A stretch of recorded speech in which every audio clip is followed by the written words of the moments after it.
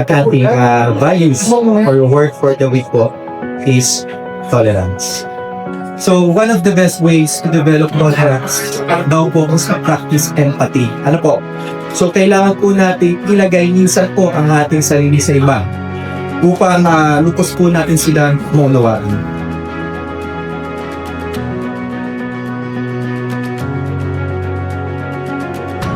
Ang isang magparaya na individual ay maniyagang nakikinig sa pananaw ng ibang tao at nagsisikap na maunawaan ang mga ito. Sabay-sabay nilang ipinapahayag ang kanilang mga salubin o pananaw na hindi nagtatalo. Ang pagpaparaya ay ang pagtanggap sa pananaw ng bawat isa nang hindi nadudulot ng anumang kontrobersiya.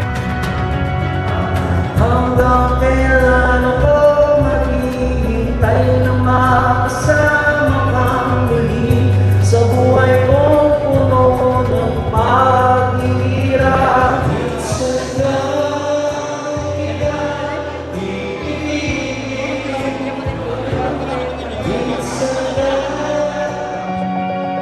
If meron po tayong mataas na tolerance level, I am sure na kahit sa anumang uri ng sitwasyon, makakapagsilbi po tayo sa ating mga kababayan ng may ngiti at kababaang loob.